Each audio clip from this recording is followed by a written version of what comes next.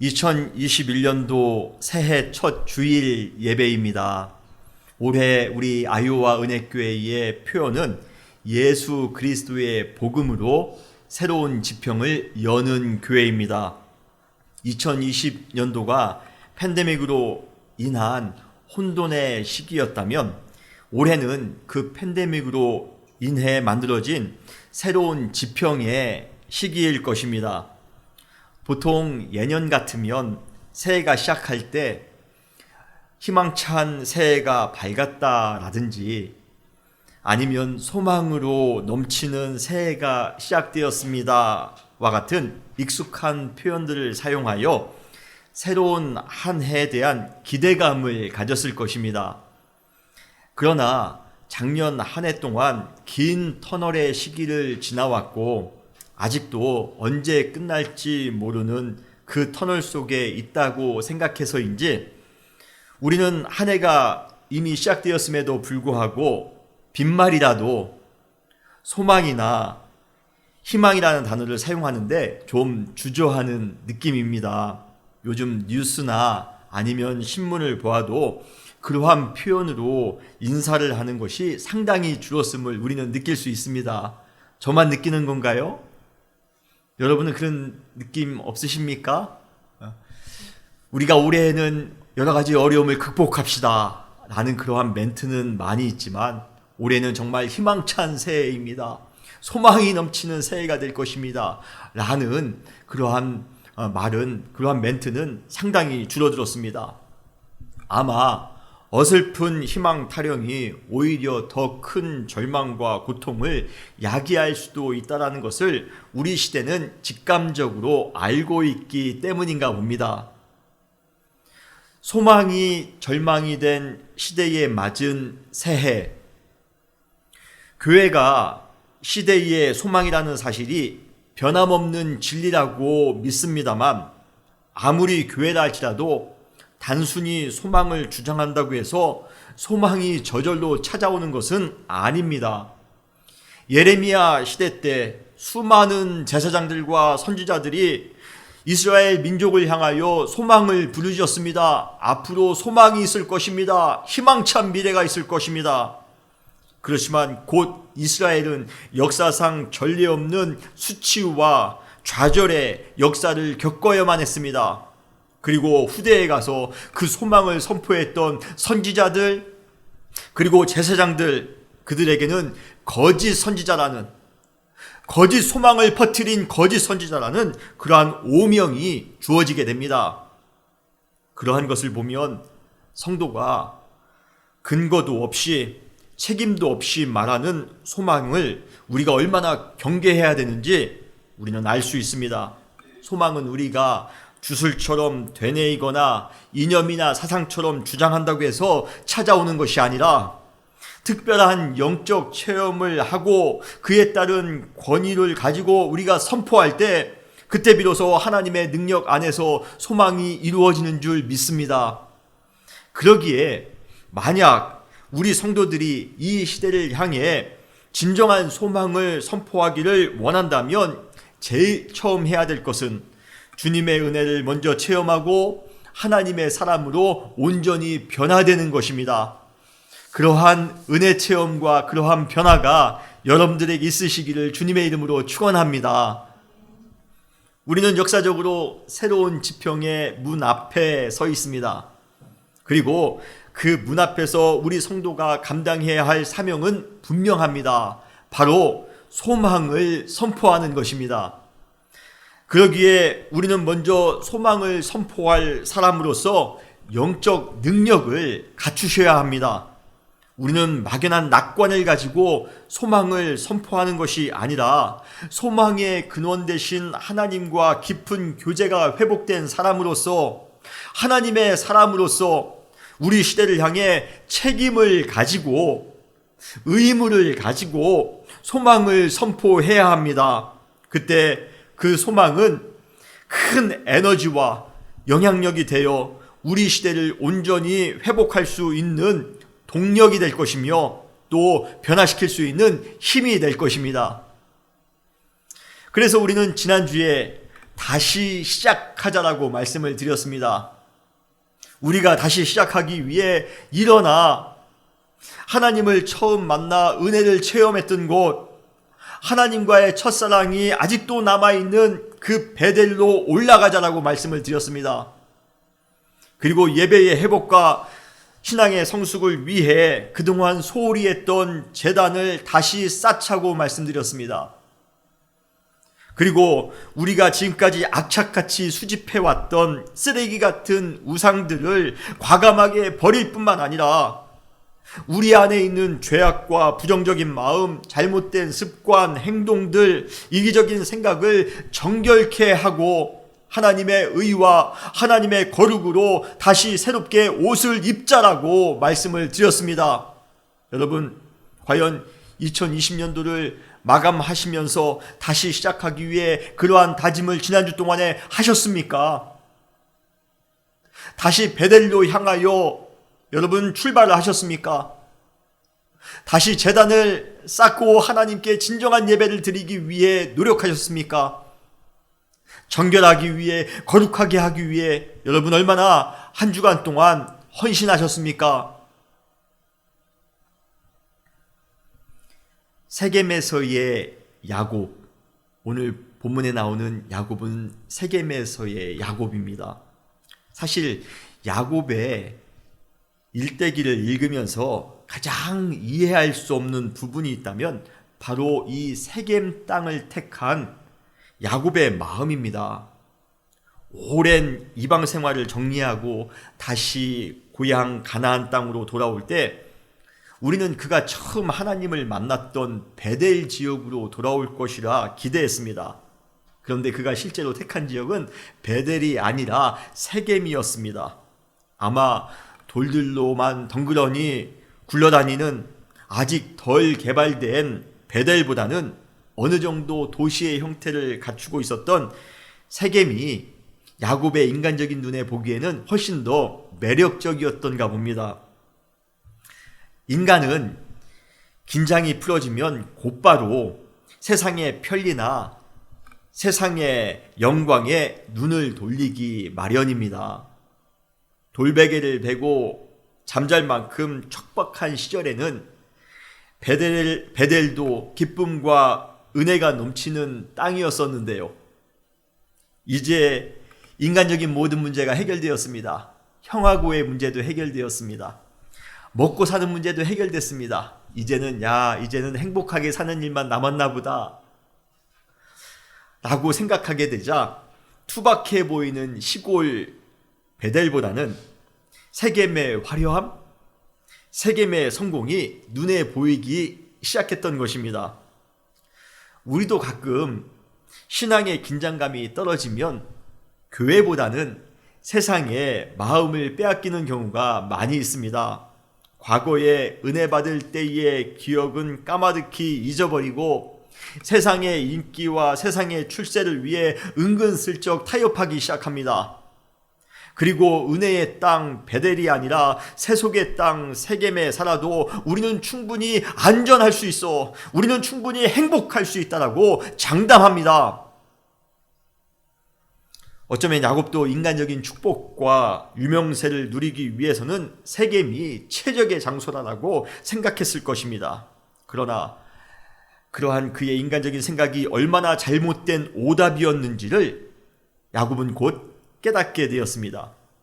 결국 지금까지 그가 인생을 통해 경험해 왔던 것과는 정말 비교할 수 없을 정도의 엄청난 고통과 엄청난 절망이 세겜 땅에서 그의 삶을 아주 송두리째 집어 삼켰던 것이에요. 새해 초 우리는 항상 영적으로 긴장해야 합니다. 조금이라도 풀어지는 순간 우리는 하나님을 멀리하게 됩니다. 교회를 멀리하게 됩니다. 신앙을 멀리할 수 있습니다. 신앙의 긴장감을 잠깐이라도 늦추는 순간 우리는 우리 인생을 절망과 고통으로 순식간에 몰아넣을 잘못된 결정들을 하게 될 것이에요. 세겜의 화려함에 현혹되지 마시고, 세상의 화려함에 현혹되지 마시고, 하나님을 처음 만났던 은혜의 땅을 선택할 수 있는 영적 분별력이 우리 모두에게 있으시기를 주님의 이름으로 축원합니다.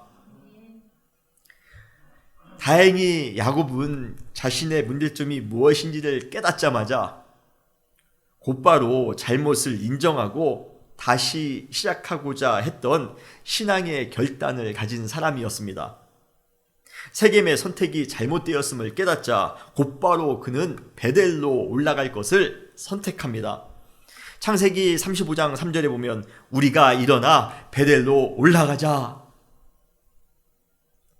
그리고는 우상을 제거하는 등 자신의 공동체를 정결하게 하기 위해 노력합니다. 창세기 35장 오늘 본문 4절에 보면 그들이 자기 손에 있는 모든 이방 신상들과 자기 귀에 있는 귀고리들을 야곱에게 주는지라. 야곱이 그것들을 세겜 근처 상수리 나무 아래 묻고,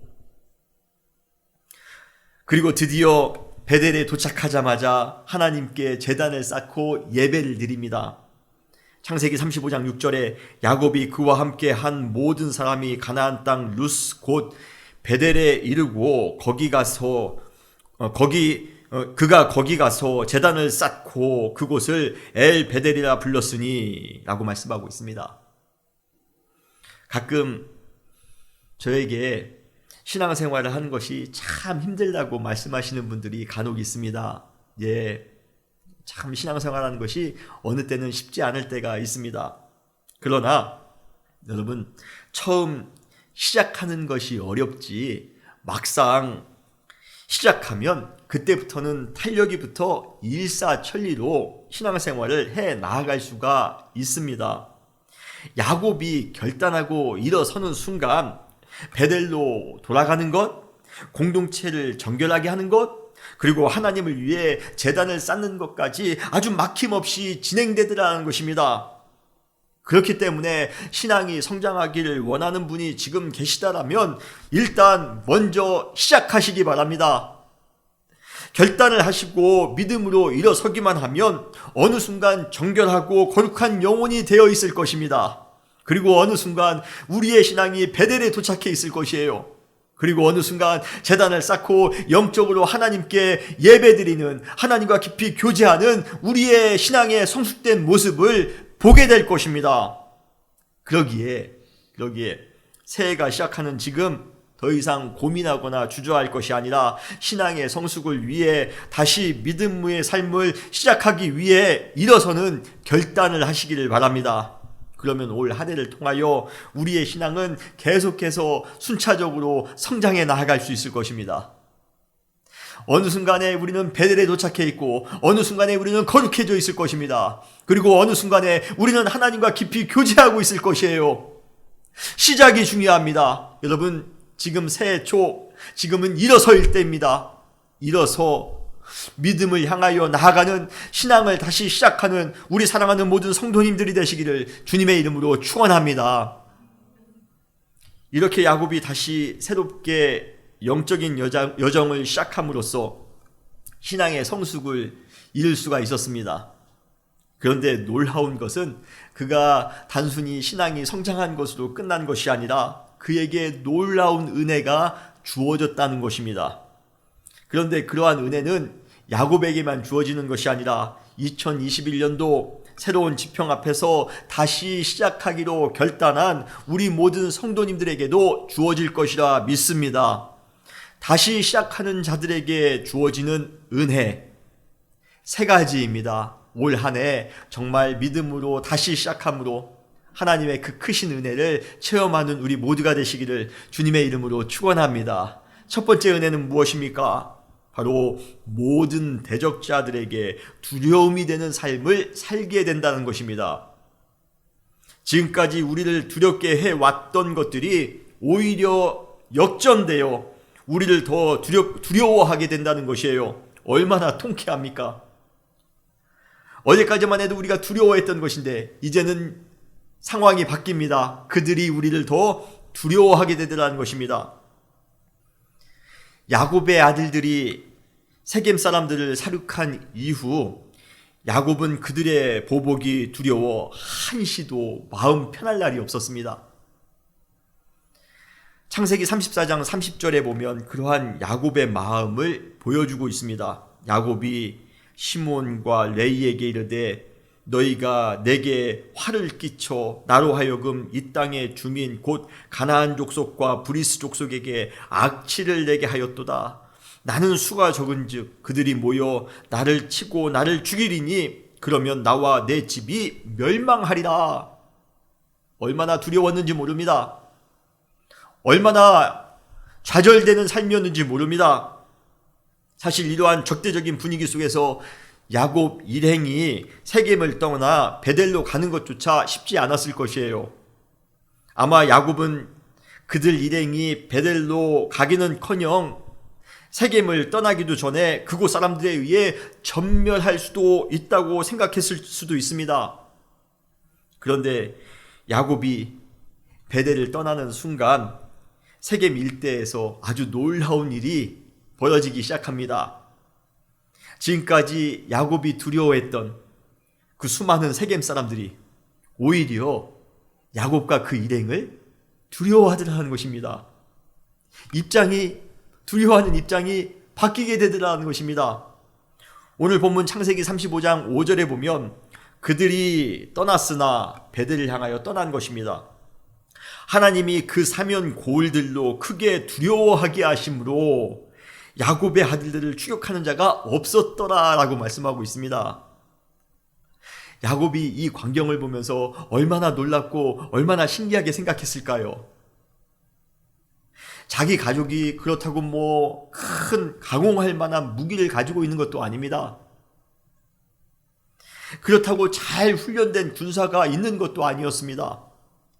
아주 지극히 평범하기 이를 데 없는, 세겜 사람들을 살육한 이후 미운 털이 단단히 박힌 원수 같은 존재가 야곱 가족이었습니다. 그런데 그러한 자신의 일행을 향해 시비를 거는 사람도 없고 오히려 자신들을 더 두려워하고 있으니 얼마나 신기했겠습니까? 그렇다면 우리보다 더 강한 것처럼 보이는 세력들이, 그리고 실제로 얼마 전까지 우리를 강하게 위협했던 그 대적들이 왜 오늘은 우리를 보고 두려워하게 되었단 말입니까? 그것은 바로 하나님께서 대적들을 크게 두려워하도록 하셨기 때문입니다. 35장 5절에 보면 하나님이 사면 고을들로 크게 두려워하게 하심으로 우리는 힘이 없습니다. 우리는 능력도 없습니다. 우리는 좋은 무기도 없고 그렇다고 큰 권력도 없습니다. 좋은 인간관계도 없습니다. 그러나 용사 되신 하나님께서, 전사 되신 하나님께서 우리와 함께 하시기에 그들이 우리를 두려워했다라는 것입니다. 여러분 믿으십니까? 저는 이 구절을 읽을 때마다 생각나는 한자 사자성어가 있습니다. 바로 호가 호위라는 그러한 사자성어입니다. 여러분도 잘 아는 사자성어예요. 산속에 있는 모든 동물들이 여우를 보면 두려워했습니다. 그 이유가 뭡니까? 여우가 힘이 있어서요? 여우가 위협적인 동물이어서요? 아닙니다. 그 이유가 뭐죠? 여우 옆에 누가 있습니까? 호랑이가 있기 때문에 그렇습니다. 물론 이 사자성어는 호랑이의 위세를 등에 업고 권세를 부리는 여우의 부정적인 모습을 묘사하는 내용이지만 그러한 의미를 떠나 이 상황만큼은 창세기 35장 5절과 비슷합니다. 우리 자체는 힘이 없습니다. 우리는 조그만 위협 앞에서도 쉽게 공포와 불안을 느끼는 연약한 인간일 뿐입니다. 우리는 전염병 때문에, 가난과 불의 때문에, 잘못된 시스템과 환경 때문에 일방적으로 항상 억울함을 당하는 그러한 존재였습니다. 그러나 호랑이와 함께 있는 여우가 당당한 것처럼 하나님께서 우리와 함께 하시면 우리 역시 당당해질 수 있음을 여러분 믿으시길 바랍니다. 전쟁에 능한 하나님, 모든 역사를 주관하시는 하나님, 언제나 큰 일을 행하시는 하나님께서 우리와 함께 하시면 그래서 우리를 위해 당당히 싸워주시는데 우리가 어찌 세상의 위협 앞에 두려워할 것이 있겠습니까? 무서워할 것이 있겠습니까? 그래서 다윗도 수많은 위기와 수많은 고통 가운데에 처해 있었지만 그럼에도 불구하고 믿음으로 항상 이러한 찬양을 했습니다. 시편 27편 1절로 3절입니다. 여호와는 나의 빛이요 나의 구원이시니 내가 누구를 두려워하리요. 여호와는 내 생명의 능력이시니 내가 누구를 무서워하리요. 군대가 나를 대적하여 진칠지라도 내 마음이 두렵지 아니하며 전쟁이 일어나 나를 치료할지라도 나는 여전히 태어나리로다. 사랑하는 성도 여러분, 우리는 우리를 두렵게 하는 것을 많이 경험하는 그러한 시대를 살아가고 있습니다. 그런데 그때마다 그 두려움만 바라본다면 그 두려움은 오히려 우리의 삶을 더욱더 부정적으로 주관해 나갈 것입니다. 절망은 더 큰 절망으로, 고통은 더 큰 고통으로, 좌절은 더 큰 좌절로 증식하게 될 것이며 급기야 우리의 모든 인생은 그러한 부정적인 감정들로 인해 결코 헤어나오지 못하는 신세가 될 것입니다. 그러나 그것은 결코 하나님이 원하시는 삶의 모습이 아닙니다. 성도의 삶의 모습은 아닙니다. 우리 안에 두려운 감정이 생겼을 때 우리는 믿음 안에서 다시 시작해야 합니다. 여러분, 우리는 다시 베델로 올라가야 됩니다. 다시 하나님을 위해 제단을 쌓아야 합니다. 우리를 정결하게 하며 거룩하게 하기 위해 노력해야 합니다. 그때 하나님께서는 우리와 함께 하심으로 우리의 원수들을 두렵게 해주실 것이에요. 우리의 대적들이 우리에게서 두려움을 느낀다는 것은 반대로 말해 더 이상 우리가 그들 때문에 두려워할 필요가 없다는 것입니다. 그동안 우리를 두렵게 했던 전염병, 재정적인 어려움, 관계의 문제, 사업의 문제, 자녀의 문제, 질병들, 그러한 것으로 인해 우리는 더 이상 두려워하지 않아도 됩니다. 왜입니까? 하나님께서 우리와 함께 하시기 때문에 그렇습니다. 사랑하는 성도 여러분, 베델에 우리가 올라갈 때에 그 하나님께서 우리와 함께 하심을 여러분 믿으시길 바랍니다. 두려워하지 마시고 올 한 해 어떠한 일이 우리 가운데 찾아온다 할지라도, 어떠한 위기가 우리 가운데 또 찾아온다 할지라도, 새로운 지평에서 우리가 생각지도 못했던 일이 찾아온다 할지라도 여러분 걱정하거나 두려워하지 마시기 바랍니다. 하나님이 우리와 함께 하시는 이상 오히려 세상이 우리를 바라보며 더 두려워하게 될 것이에요. 사탄이 우리를 바라보며 더 두려워하게 될 것입니다. 그러므로 우리는 믿음 안에서 당당히 주님만 의지하며 살아가시는 우리 모두가 되시기를 주님의 이름으로 축원합니다.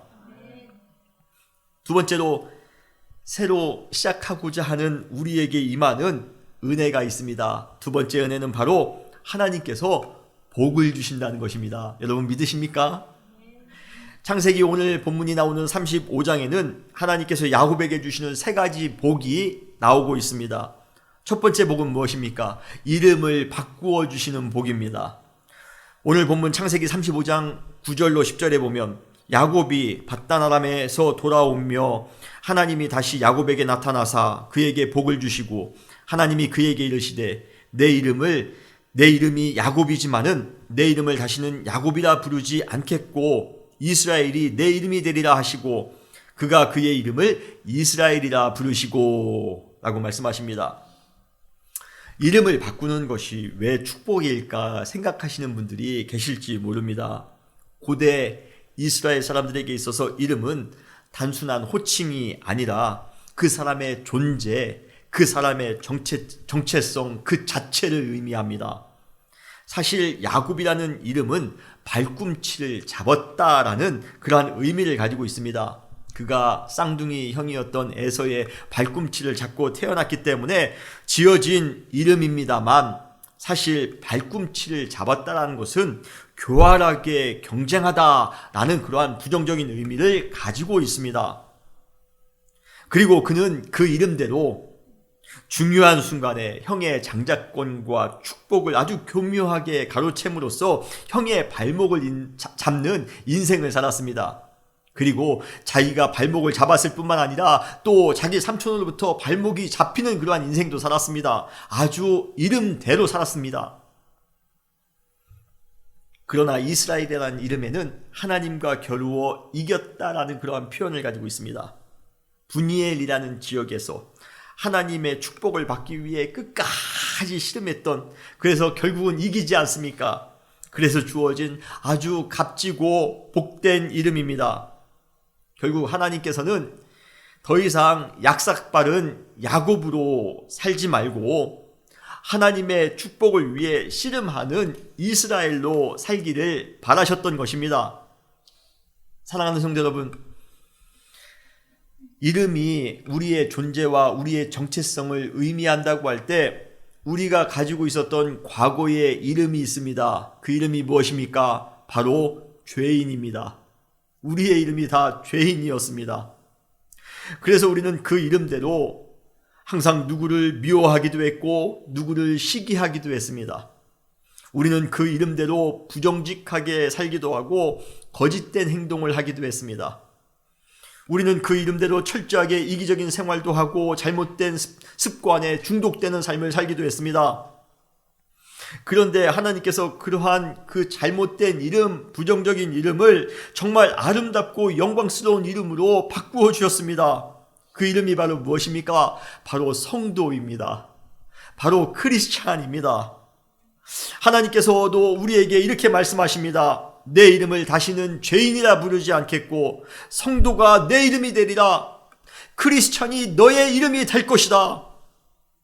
이제 우리는 과거의 추한 정체성에서 벗어나 거룩한 하나님의 자녀로, 하나님의 백성으로 우리는 살아야 합니다. 새로운 이름에 걸맞는 삶을 살아야 합니다. 이러한 존재의 변화, 이러한 정체성의 변화처럼 큰 축복은 없습니다. 큰 은혜는 없습니다.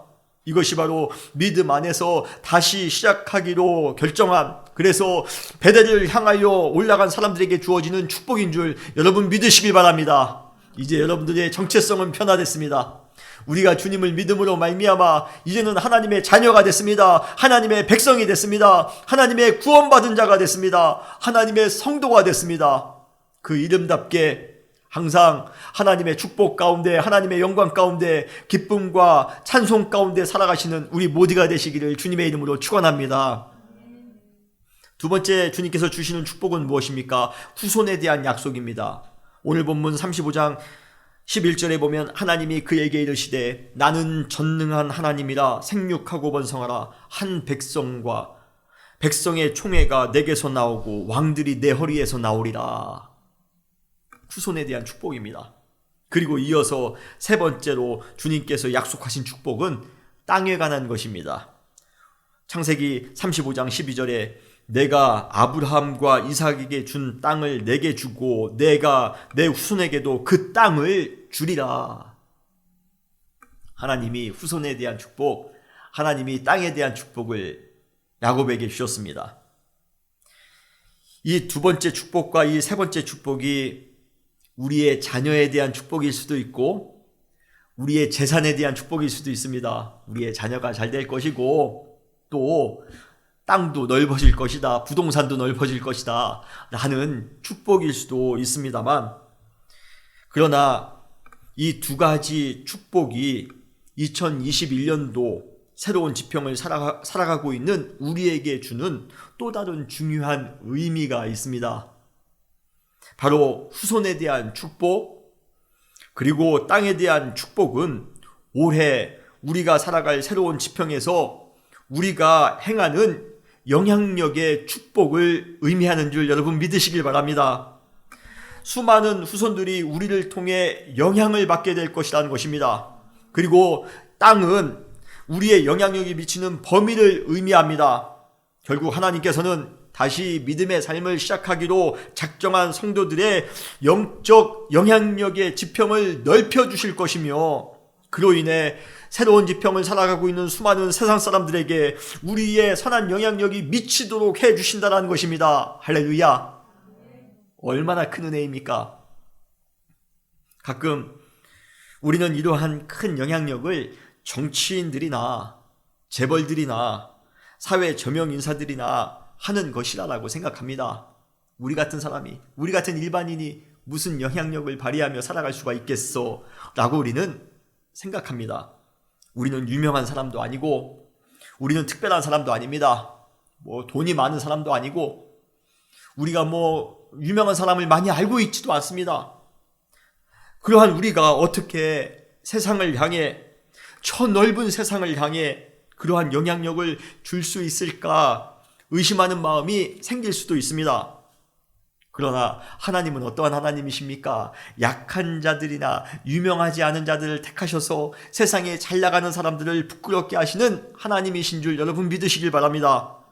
우리는 부족하지만, 우리는 연약하지만, 우리는 가진 것도 없지만, 유명하지 않지만, 우리 안에 계신 하나님은 강하시고 완전하시기에 그분을 의지하며 믿음으로 나아간다면 이 세상의 어느 누구보다도 우리의 영향력의 지평은 넓어질 것입니다. 우리는 더욱더 수많은 사람들에게 영향을 주며 살아갈 수 있는 존재가 될 것입니다.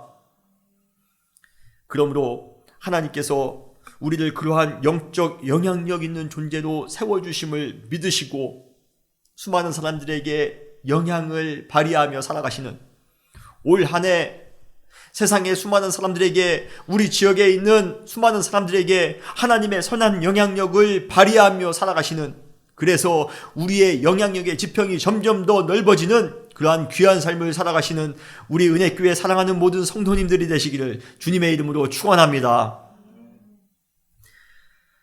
세 번째로 다시 시작하는 사람에게 주어지는 은혜가 있습니다. 세 번째 마지막 은혜는 하나님과 항상 깊이 교제할 수 있다는 것입니다. 대적자들이 우리를 통해 두려움을 느끼는 것도 나름대로 큰 은혜입니다. 하나님께서 우리에게 여러 가지 축복을 주시는 것도 큰 은혜가 아닐 수 없습니다.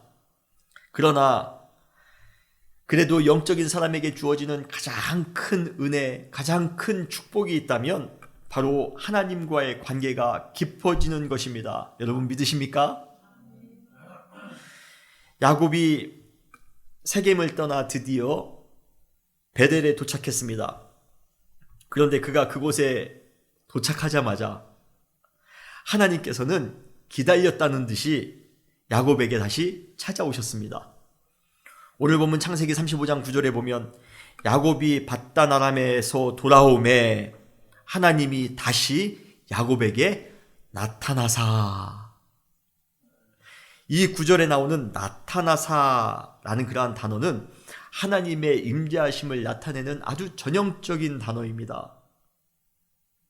그리고 하나님은 11절에 자신을 어떻게 소개하고 있습니까? 나는 전능한 하나님이라 라고 소개하고 있습니다. 그러한 하나님, 전능하신 하나님, 모든 것이 다 가능하신 하나님께서 베델로 다시 돌아온 야곱을 만나기 위해 직접 찾아오고 계신 이 장면을 생각할 때 정말 감동스럽지 않습니까? 그러나 야곱에게 뿐만 아니라 그러한 전능한 하나님께서 다시 새로운 시작을 하기 위해 베델로 돌아온 우리에게도 다시 나타나셔서 우리와 함께 교제하신다는 사실을 여러분 믿으시길 바랍니다. 오늘 우리가 베델로 올라가기로 작정하셨다라면 우리는 또 한 번 하나님께서 우리 가운데 찾아오심을 경험할 것입니다. 하나님의 임재하심을 경험할 것입니다. 우리와 또 교제하기를 원하시는 그 주님을 만나게 될 것입니다. 그런데 이때 하나님께서 야곱에게 찾아오셔서 교제하시기 위해 사용하신 방법이 있습니다. 그 방법이 무엇입니까? 바로 언어입니다. 대화입니다. 말씀으로 함께 하셨습니다. 야곱은 그것이 매우 인상적이었나 봅니다. 그래서 그는 하나님께서 임재하셔서 자신과 교제하셨던 그 장소를 하나님께서 자신과 말씀하시던 곳이라고 3번씩이나 반복해서 표현하고 있습니다. 오늘 본문 창세기 35장 13절로 15절에 보면 하나님이 그와 말씀하시던 곳에서 그를 떠나 다시 올라가시는지라. 야곱이 하나님이 자기와 말씀하시던 곳에 기둥 곧 돌 기둥을 세우고 그 위에 전제물을 붓고 그 위에 기름을 붓고 또 하나님이 자기와 말씀하시던 곳의 이름을 베델이라 불렀더라 라고 말씀하고 있습니다. 계속해서 반복해서 하나님이 나와 말씀하셨던 곳, 하나님이 야곱과 말씀하셨던 곳 계속해서 강조하고 있습니다. 야곱에게 있어서 지금 이 베델은 전능하신 하나님께서 직접 나에게 찾아오셔서 나에게 말씀하시는 곳이었습니다. 그는 그곳에서 하나님께서 축복하시는 말씀을 들을 수 있었습니다. 그는 그곳에서 하나님이 약속하시는 것도 들을 수 있었습니다. 그는 그곳에서 하나님의 원대한 뜻이 무엇인지를 알 수가 있었습니다. 그리고 하나님의 사랑이 어떠한지를 깨달을 수 있었습니다. 대화를 통해 알 수 있었다는 것이에요. 이러한 식으로 그는 베델에서 하나님과 깊이 교제했던 것입니다. 이것이 그에게는 말할 수 없는 큰 은혜였어요. 야곱의 하나님은 오늘 우리 시대에 새로운 지평을 살아가고 있는 우리의 하나님이시기도 합니다. 그분은 베델로 돌아온 우리들에게도 나타나셔서 야곱과 대화하셨듯이 우리와도 대화하실 것입니다. 우리는 그 대화를 통해 우리를 향한 하나님의 축복이 무엇인지, 하나님의 약속이 무엇인지를 우리는 깨닫게 될 것입니다. 우리 시대를 향한 하나님의 뜻이 무엇인지, 하나님의 계획이 무엇인지 우리는 알 수 있게 될 것이에요. 그리고 우리 시대에 우리가 감당해야 될 이 새로운 지평에서 우리 교회가, 우리의 가정이, 우리가 감당해야 될 하나님의 사명은 무엇인지를 우리는 주님과의 대화를 통해 깨닫게 될 것입니다. 그리고 그것보다 더 중요한 것은 하나님과의 대화를 통해 우리는 그분과 더욱더 깊은 관계에 점점 들어가게 될 것이에요. 그분과 더욱더 깊이 사귀게 될 것입니다. 전능하신 하나님과 관계가 깊어지는 것보다 여러분 더 큰 은혜와 더 큰 축복이 어디 있겠습니까? 올해 우리가 있는 이 장소가 하나님과 대화하는 장소가 되시기를 주님의 이름으로 축원합니다. 하나님과 대화하며 하나님과 더욱더 깊은 관계를 맺으시길 바랍니다. 하나님과 영적으로 깊이 대화함으로써 하나님과 더욱더 깊은 사귐을 누리시는 우리 사랑하는 모든 성도님들이 되시기를 주님의 이름으로 축원합니다. 2021년도 새로운 한 해가 시작되었습니다. 올해는 다시 시작하는 한 해가 되시기를 바랍니다. 베델로 올라갑시다. 하나님을 위해 제단을 쌓읍시다. 거룩하고 정결한 삶을 회복하시기 바랍니다. 그때 하나님께서는 우리의 대적들을 우리를 보고 두려워하도록 하실 것입니다. 그리고 하나님께서는 우리에게 다양한 복을 주실 것입니다.